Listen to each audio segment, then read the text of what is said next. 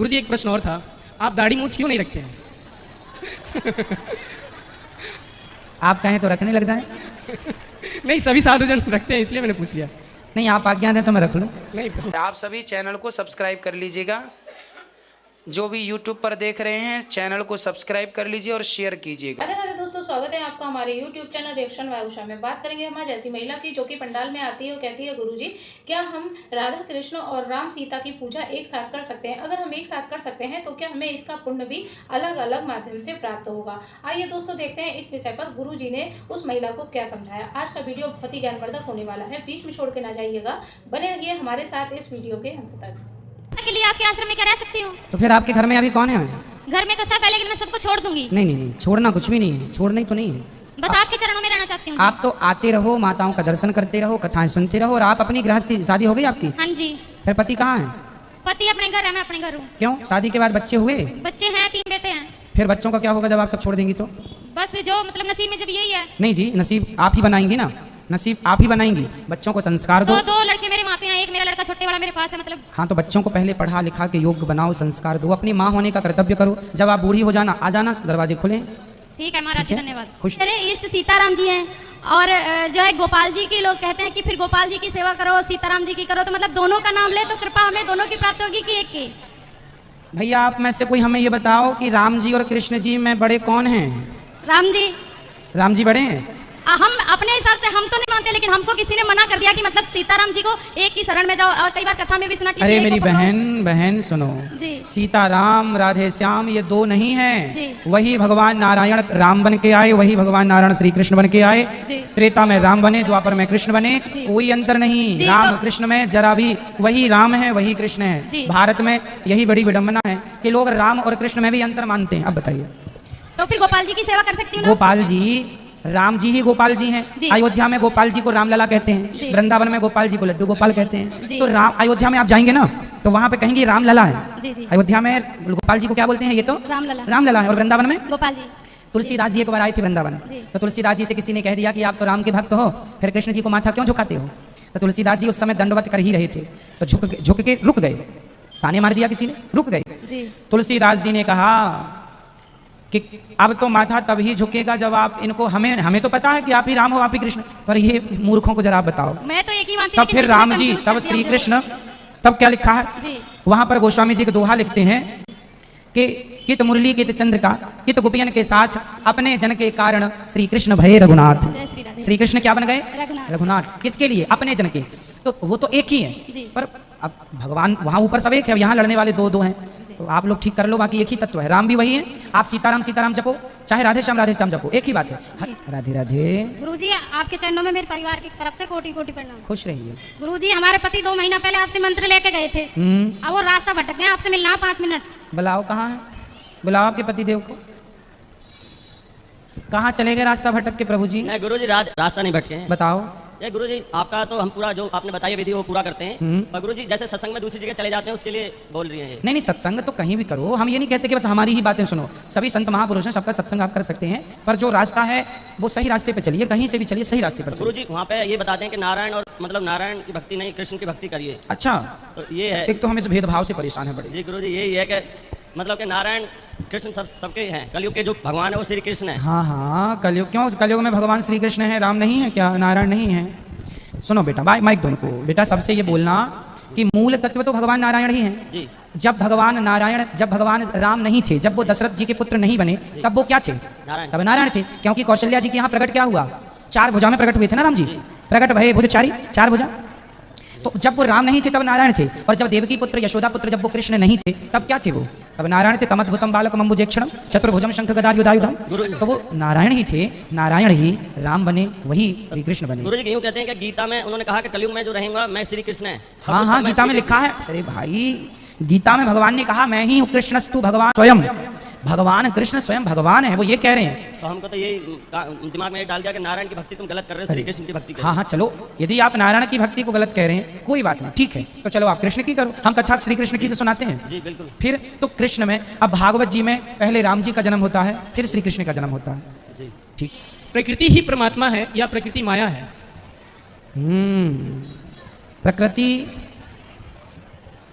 दोनों ढंग से आप समझ लीजिएगा। जी प्रकृति को माया भी कहा गया है जी और प्रकृति को परमात्मा भी कहा गया है। जी, जी। दोनों बातें ऋषि मुनियों ने अपने अपने ढंग से सिद्ध की हैं। इसी उलझन में पड़ा हूँ मैं। तो आप ये समझो कि ये अधिक सत्य है कि ये प्रकृति, ये संसार ही माया है। जी ये बात है, ये लिखा है ना। शंकर जी कह रहे हैं उमा कहाँ हूँ मैं, अनुभव अपना, सत हरि भजन जगत सब सपना, मतलब सब माया है, माया है ना। और भगवान भी कह रहे हैं गीता में मम माया दुरत्य, मेरी माया बड़ी प्रबल है, कौन बचेगा, जिससे मैं बचाऊंगा।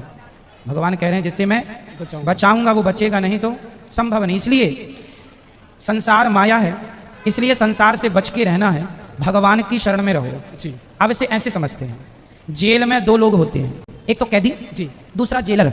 जी अब आप बताइए कि जेल का जो कष्ट है वो जेलर को होता है कि कैदियों को, कैदियों को होता है। जबकि है दोनों जेल के अंदर, जी है ना।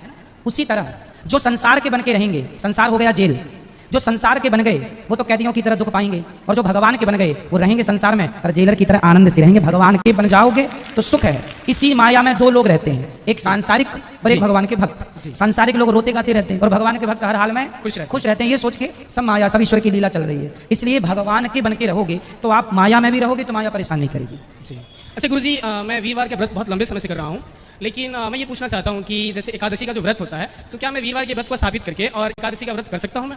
हर हिंदू को, हर सनातनी को, कोई व्रत करे ना करे पर एकादशी तो करना चाहिए। एकादशी के लिए ये लिखा है कि आप एकादशी नहीं करते तो आपको पाप लगेगा, करते हैं तो पुण्य मिलेगा।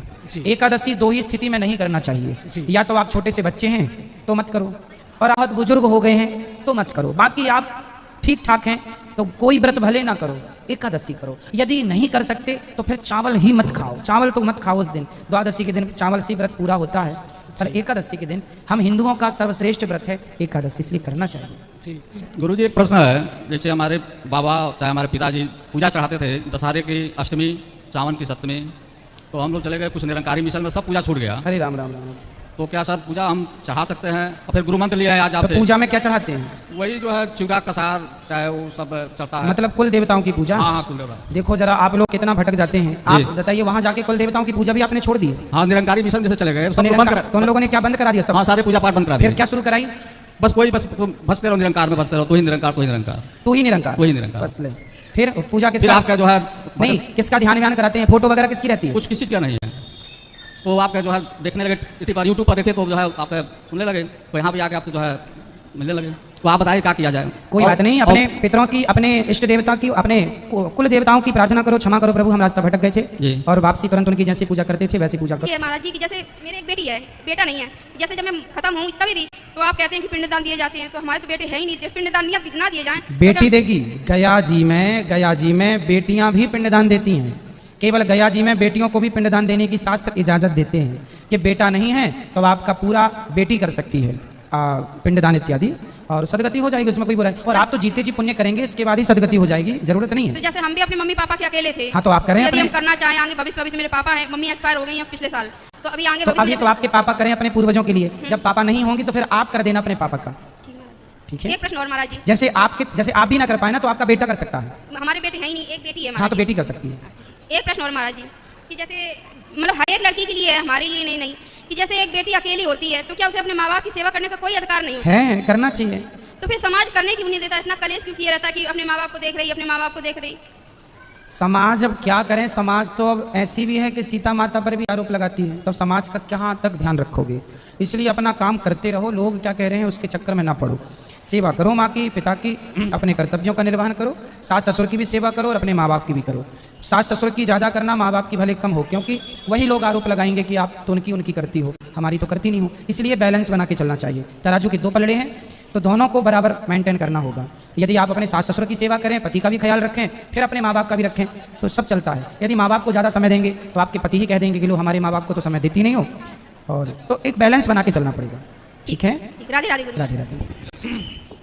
गुरु जी राधे राधे। जी मैया, मैंने जब से भागवत सुनी तब से मेरी जिंदगी संभल गई, लेकिन मेरे भगवान जी को कान टूट गया। हमने 9 देवी आई ना अभी, तो मैं लौंग पहना रही तो कान टूट गया उनको थोड़ा सा, और माला जपती हूँ ना, 3 मार्च को मैंने पोती कराओ तो माला दी दीक्षा ली मैंने, तो एक माला टूट गया, मोती टूट गया। मैं कोई बात नहीं, मोती टूट गया तो वो मोती डलवा लो, पूरे 108 हो जाएंगे, धागा चेंज हो जाएगा, बाकी मोती वही रहेंगे। दूसरी ले लूँ कोई?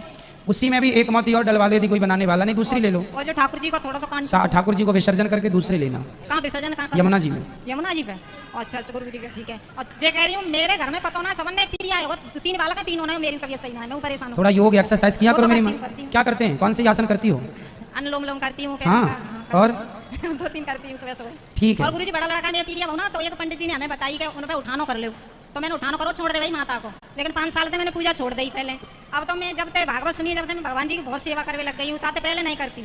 अच्छा है, पूजा करो, भगवान की सेवा ना छोड़ो कभी। दिक्कत है मुझे, कैसे दिक्कत है? गुरु जी जाको आशीर्वाद हटेगी मेरी माँ, सब छूट जाए पर भगवान का चिंतन ना छूटे। खुश रहिए। आशीर्वाद दो हिमालय आकाश। ये मैया को देना माई। जय श्रीमन नारायण। गुरुजी मेरा सवाल ये है कि जैसे गांव में अपनी कास्ट में कोई खत्म हो जाता है, ठीक है, तो लड्डू गोपाल की सेवा करनी चाहिए कि नहीं? जब सूतक पूरा हो जाए तो कर लेनी चाहिए। और किसी और के पास दे सकते हैं तब तक? उस समय घर में कोई जो छोटे छोटे बच्चे हैं ना, वो लोग कर लें। नहीं, जैसे ये मेरी भाभी है, इनके पास दे रखे हैं। हाँ तो कोई दिक्कत नहीं। देखा दोस्तों, आज की वीडियो आपने पूरी देखी और सुनी। जैसे कि उस महिला ने कहा कि गुरुजी क्या हम भगवान राम और सीता की पूजा जो करते हैं और कृष्ण राधा की पूजा करते हैं, तो इसका पुण्य जो है हमें क्या अलग अलग प्राप्त होगा? इस पर गुरुजी ने यही समझाया कि जो राम सीता हैं और कृष्ण राधा हैं, ये दोनों एक ही हैं, अलग नहीं है। यही हमारे नारायण है और वही माता लक्ष्मी है। जैसे कि त्रेता युग में जो भगवान राम और सीता बन के आए थे, वही द्वापर में राधा कृष्ण बन के आए हैं। तो दोस्तों यही है कि भगवान हम चाहे जितने भी रख लें, लेकिन जो सत्य है वो हमारे लक्ष्मी नारायण ही हैं। तो कहते नहीं है कि नाम एक और रूप अनेक, इस तरीके से कुछ भगवान के कई अनेक नाम हैं, इसलिए हमें एक ही रूप में पूजा करनी चाहिए। हम भगवान तो कई रख सकते हैं, कोई बात नहीं, जो सत्य है वो नारायण और लक्ष्मी है। लेकिन दोस्तों आपकी क्या राय है, आप हमें कमेंट बॉक्स में कमेंट करके बता सकते हैं। और हाँ, अगर अभी तक आपने हमारे चैनल को सब्सक्राइब नहीं किया है तो आप हमारे चैनल को सब्सक्राइब कर लें, हमारी वीडियो को ज़्यादा से ज़्यादा लाइक व शेयर करें, कमेंट बॉक्स में राधे राधे लिखना ना भूलें। मिलेंगे किसी ऐसी ही अन्य वीडियो के साथ, तब तक के लिए राधे राधे।